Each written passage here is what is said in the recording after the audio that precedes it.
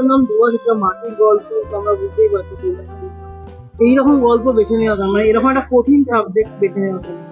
আসলে এই সাবজেক্টটা আমার বহুদিন ধরে মাথায় ছিল, কারণ আমি বহু বছর ধরে এই সাতজেলিয়া, ঝিলা, মরিচঝাপি এই অঞ্চলগুলোতে আমার সব বন্ধু বান্ধব যারা ডাক্তার তাদের সঙ্গে আমি মেডিকেল ক্যাম্প করতে যেতাম। সেখানে গিয়ে আমি এই যে ঘটনাটা, যে একটা ঠিকাদাররা ওখানে ঠিক করে দেবে একটা মানুষ কিভাবে বাঁচবে, তারা ঠিক করে দেবে তারা ক্ষতিপূরণের টাকা পাবে কিনা, কে জঙ্গলে যাবে কে জঙ্গলে যাবে না, এই যে একটা ঠিকাদার রাজ ওখানে আছে, সেইটা আমি এত বছর ধরে শুনছি, মানে বিগত প্রায় 10-12 বছর ধরে শুনছি। এবার এই যখন একটা সিনেমা হবে, সুন্দরবনের উপর একটা সিনেমা হবে, এইরকম একটা বিষয় যখন তৈরি হলো, তখন আমার মাথায় প্রথম এই গল্পটা আসে। আসলে আমি এখানে যাদেরকে দেখিয়েছি, মানে যে গল্পটা দেখিয়েছি, যে অঞ্চলটা দেখিয়েছি, বিশ্বাস করুন, লঞ্চে করে বাঘ দেখতে যাওয়া কলকাতার বা শহরের মানুষজন তারা এই সুন্দরবন দেখতে পাবে না, কারণ তাদেরকে দেখতে দেওয়া হবে না। ওখানে একটা বাড়ি থেকে আরেকটা বাড়ির দূরত্ব 1 কিলোমিটার, মানে একটা বাড়িতে রাত্রিবেলা যদি কোনো সমস্যা হয়, পাশের বাড়ির লোক 1 কিলোমিটার দূরে আছে। রাত্রিবেলা 8টার সময়, ব্যবহার করে 8টাটা মেনশন করছে কারণ 8টার সময় ওখানে ভাটা আসে, 8টার সময় যদি কারো হার্ট অ্যাটাক করে, তাকে নিকটবর্তী স্বাস্থ্যকেন্দ্রে পৌঁছানোর জন্য সকাল 8টা অব্দি অপেক্ষা করতে হবে, যতক্ষণ না জোয়ার আসবে।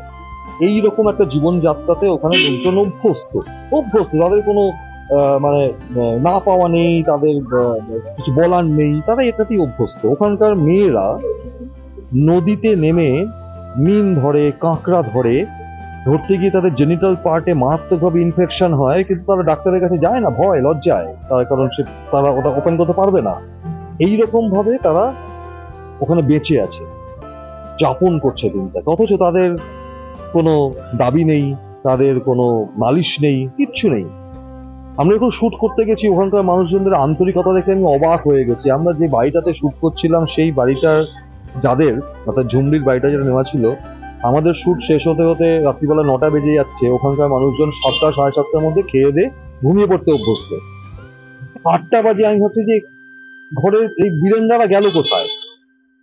দেখছি তারা গোয়ালে মশারি টানিয়ে ওখানে পুরো পরিবার শুদ্ধ ঘুমোচ্ছে, আমাদের শুটকে ডিস্টার্ব না করে, কারণ আমরা তাদের গল্প বলছি।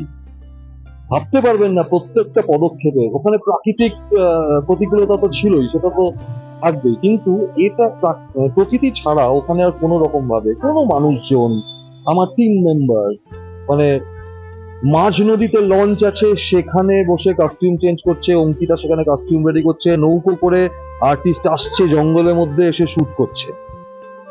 এইটা হচ্ছে সিচুয়েশন। আমরা কাদায় নামছি, পা আটকে যাচ্ছে, শুট করছে, এটা হচ্ছে সিচুয়েশন। তবে হ্যাঁ, আজকে মিউজিক লঞ্চ হলো, আগামী 5ই জুলাই ছবিটা বেরোবে, রিলিজ করবে। সবার কাছে আমাদের আবেদন, এই মুহূর্তে বাংলার ছবির জগতের যে অবস্থা, তাতে করে আপনারাই পারেন বাংলা ছবিকে আবার স্বমহিমায় ফিরিয়ে আনতে। হলে আসুন, সিনেমা দেখুন, ভালো লাগুক খারাপ লাগুক বলুন, মানুষজনের ভেতর ছড়িয়ে দিন।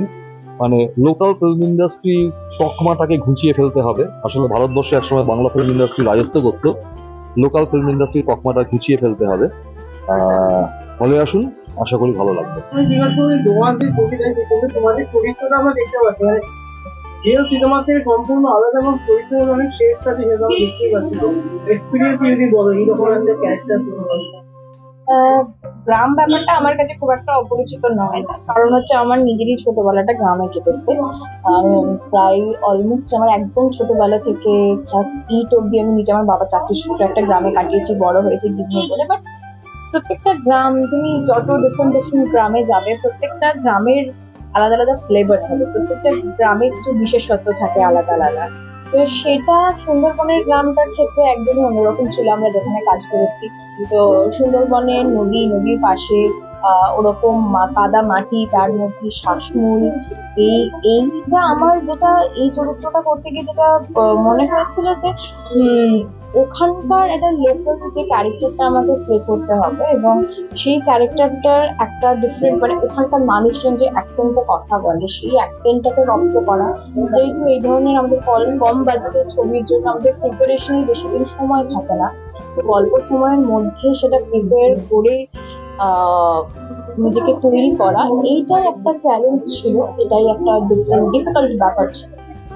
তো ওতে তো ডিরেক্টর কতটা এখানে ডিরেক্টর ইনপুট কেমন হচ্ছে যখন মানে এইরকম একটা করা পেতে বা যেহেতু সময়টা কম হয় কম সময়ের মধ্যে তাড়াতাড়ি কিন্তু কাজটা করতে হয় তো সেক্ষেত্রে ডিরেক্টর কি ডিরেক্টর শুরু থেকে ডিরেক্টর আমাদের চরিত্রটা বুঝিয়ে দিয়েছিল চরিত্রটা কি। তারপরে বাকিটা যখন বাড়িতে স্ক্রিপ্ট প্রিপেয়ার করতাম তখন সায়নদাকে কল করতাম কোথাও ডাউট থাকলে, সায়নদা এটা এরকম ভাবছি, সায়নদা এটাকে এভাবে করবো, সায়নদা এটা এরকম। তো সায়নদা পুরো পারমিশন দিয়েছিল, সায়নদা কখনো এসে কিছু বলা এটা করিস না বা এটা এভাবে কর এটাকে ওভাবে কর, সায়নদা কখনো সেটা করেনি। সায়নদা পূর্ণ স্বাধীনতা দিয়েছিল এবং যখন শুটিং করতে করতেও মনে হয়েছে সায়নদা এটাকে এইভাবে ভাবা যায়, হ্যাঁ ভাব না কর, করে দেখ কি হচ্ছে। তো পুরোপুরি হেল্প করেছে থ্রু আউট। একটা ছবি যেখানে মাটির গল্প বলা হয়েছে এবং আমরা ট্রেলারে যতটুকু দেখতে পেলাম যে ভয়ঙ্কর কিছু মানে চরিত্র রয়েছে কতগুলো কাজ করা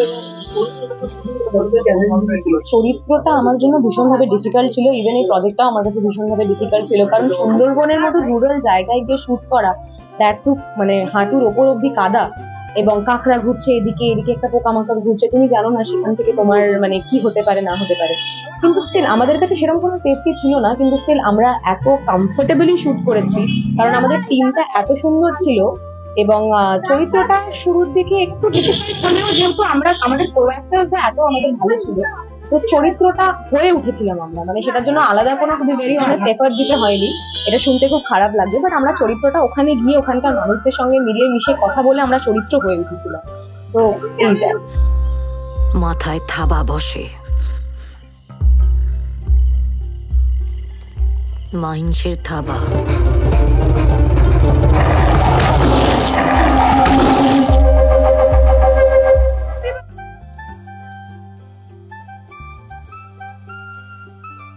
এরকম একটা গ্রামীণ পটভূমিকা গ্রামীণ পটভূমিকা এবং সুন্দরবনের জায়গা যেখানে মাটির আমরা আবার দেখতে পাচ্ছি এবং এটা তুমিও বলছিলে বা দেশটা বলছিলেন যে যেহেতু শহরে বড় হওয়া বা দিল্লিতে বড় হওয়া এইরকম একটা চরিত্রের সঙ্গে নিজেকে চরিত্রে গড়ে তুলতে কতটা চ্যালেঞ্জ নিচ্ছে এবং কি করতে হয়েছে। খুব চ্যালেঞ্জিং ছিল কারণ এনভায়রনমেন্টটা খুব ডিফিকাল্ট ছিল শুট করার, কিন্তু আমার মনে হয় যখন একটা ভালো স্ক্রিপ্ট আছে আর একটা ভালো ক্যারেক্টার আছে তখন আমাদের সবার মনে হয় যে আমরা নিজেদের 100% দিই, আর যখন এই 100% দিতে আমরা সাকসেসফুল হই তখনই যে একটা কাজ ভালো হয়। তো আই থিঙ্ক সেটা একটা বড় ফ্যাক্টর। এখানে ডিরেক্টলি ইনপুট ডিরেক্টর ইনপুট কি ছিল পুরোটাই আমার ক্যারেক্টারটা তৈরি কারণ আমি কিছুই জানতাম না, এই ল্যাঙ্গুয়েজটাও জানতাম না, তো পুরোটাই রাইটার আর ডিরেক্টর ক্রিয়েট করেছেন। ল্যাঙ্গুয়েজটা রপ্ত করতে কতটা সময় লেগেছে? কম, আমি তার আগে আমরা অনেকবার বসেছি ডায়ালগস নিয়ে, আর আমার মেমোরি পাওয়ার খুব ভালো, আমি মুখস্থ করে যতটা সম্ভব। দর্শকদের বলবো হলে গিয়ে ডোমাস দেখো, খুব কম সময় এরকম হয় একটা ভালো কাজ রিলিজ করেছে হলে, সো খুব ন্যাচারাল জোনে একটা সিনেমা শুট করা আর আমার মনে হয় সবার খুব ভালো লাগে। পুরো মাটির সঙ্গে জড়িয়ে রয়েছে আর মাটির সঙ্গে জড়িয়ে খুব ইম্পর্টেন্ট পার্ট হয়ে যায়।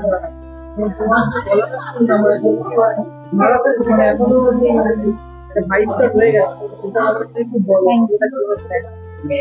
পুরোটা প্ল্যান হয়েছে বলতে সায়নদা যখন আমাকে প্রথম বলেছে যে এরকম একটা সিনেমা এবং গানগুলো এরকম ধরনের এবং সেই গানগুলোর মধ্যে সুন্দরবনের কমপ্লিট ফ্লেভারটা আছে, ওইখানে যে মাটির ছোঁয়াটা কমপ্লিটলি এই গানগুলোর মধ্যে থেকে আমরা মানে খুঁজে পাচ্ছি এবং সুর কথা প্রত্যেকটাই ভীষণ প্রাসঙ্গিক ভীষণ সামঞ্জস্য রেখে তৈরি করা হয়েছে এই গানগুলো এবং এতটা রিসার্চ ওয়ার্ক আছে এই গানগুলোর পেছনে যে মনে হয়নি সায়নদা এই গানগুলো লিখেছে, এই আমার একদম মনে হয়নি। খুবই মনে হয়েছে যেন ওখানের জন্যই ওখানেই তৈরি হওয়া কোনো ওখানের মানুষই এই গানগুলোকে তৈরি করেছে এবং এতটা এই গানগুলো এই মুভিটার জন্য একদম পারফেক্ট ছিল এবং সেটা একটা ভীষণ সুন্দর একটা আমার জন্য শেখার একটা বিষয় ছিল যে কিরকম ভাবে আমি নিজেকে এক্সপ্লোর করতে পেরেছি ভীষণ ভালোভাবে এবং পুরো প্রসেসটা খুবই এনজয় করেছি আমি। হ্যাঁ